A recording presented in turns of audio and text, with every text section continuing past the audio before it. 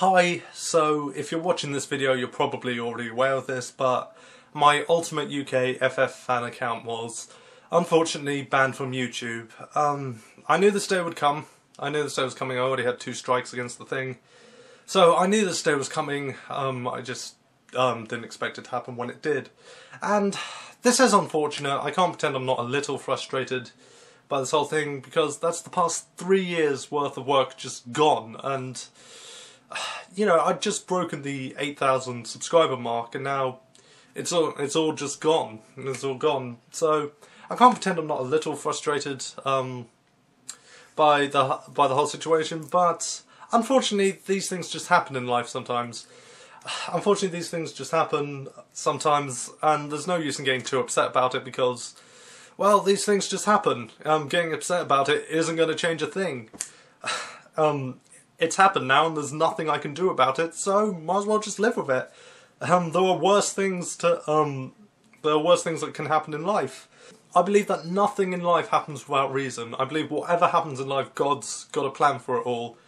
I believe nothing happens without reason, and it's because of that I don't see this as the end of the KHF series of videos. Rather, I see this as a new beginning for the KHF series of videos. Like, let's say like the big DC relaunch that's currently going on. Consider this like a big relaunch for the KHF series. It's a big KHF relaunch. Now, don't get me wrong when I say KHF relaunch. It's still going to be the same character and the same type of things. You know, this goofy anime fanboy who has very little grip on reality, who's constantly being bugged by Emma Sky.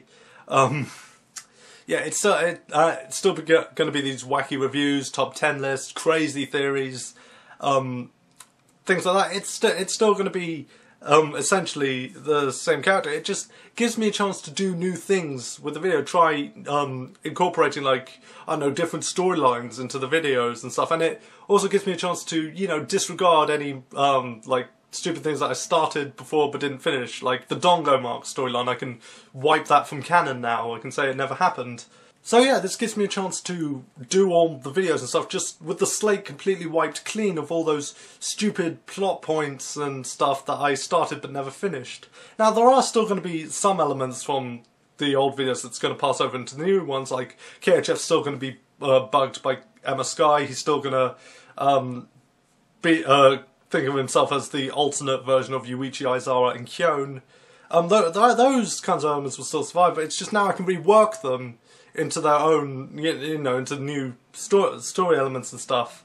I also now plan to incorporate my Tamaki Suo and Chrono costumes into the videos more regularly, make them more regular characters, along with the character I'm going as to the next MCM Expo. Now, I'm not going to say who that is just yet, but I think you'll all be pleasantly surprised by who it is, and, you know, I can include all of them in the videos more regularly.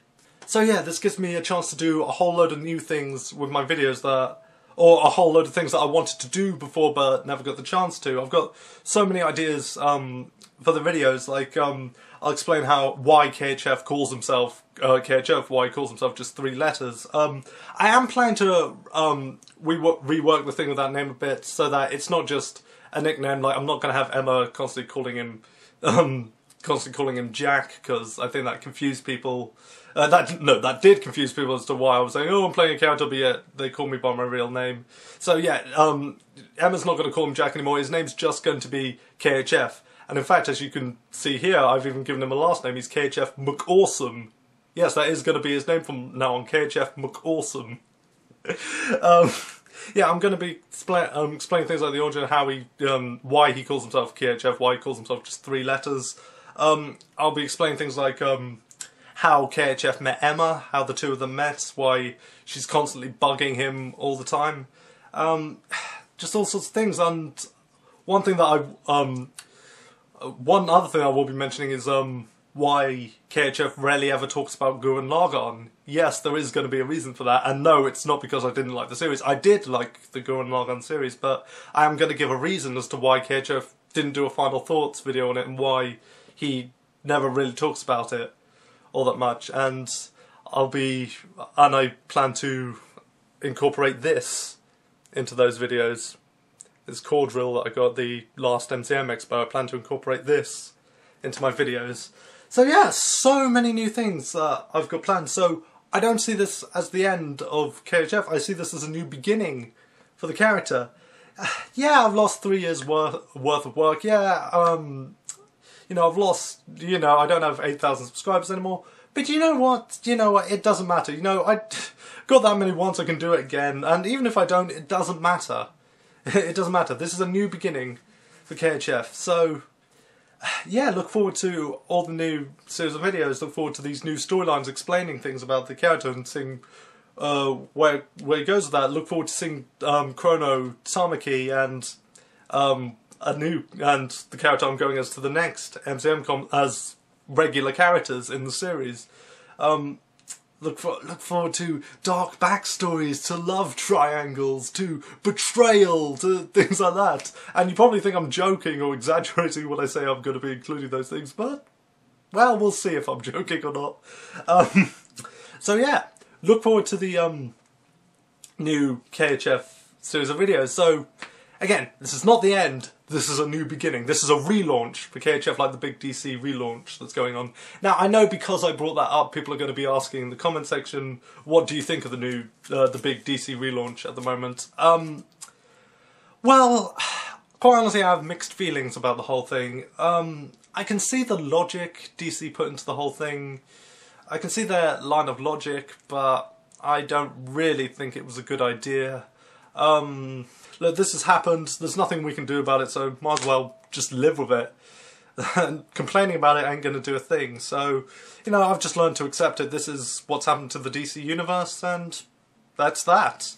I have picked up a couple of comics from the new relaunch. Naturally, I've picked up the relaunch of the Green Lantern series, which is one of the rarer ones, which is going to have all its, you know, all of its old continuity still in canon.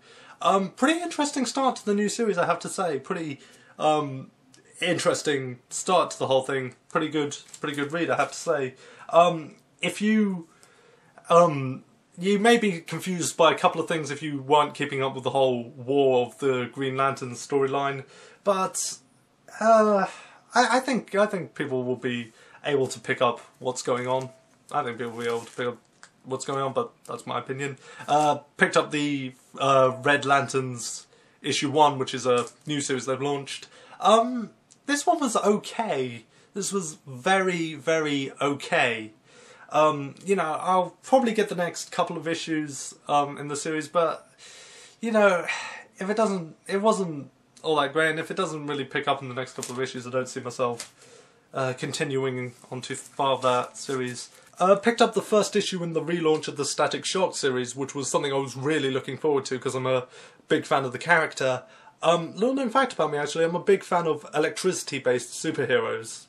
Don't really know why, it's just something I really like. I really like electricity-based characters, and, you know, I'm a big fan of the Static character, so when I heard it was going to get a relaunch series, I was naturally excited about it, and this was a pretty good first issue. Yeah, it was a pretty good read, pretty good start to the series, and I'm interested to see where they go with this series from here. So, yeah, it's one I recommend reading. And finally, I picked up the first issue in the Justice League International relaunch. Again, this one was just okay. It was very okay. It's an interesting concept of you know, a superhero team that the UN controls. Yeah, it's an interesting premise, but it was just okay. Again, probably will pick up the next couple of issues to see if it gets more interesting, but if not, then that's not a series I see myself continuing with. But you know, I'm not going to be short on series to check out at the moment. I mean, 52 relaunches. I'm not short on choice for series to check out. So yeah, a couple of relaunches that are quite good, and a couple that are just okay. And I'm interested to see where they'll go with this new DC universe.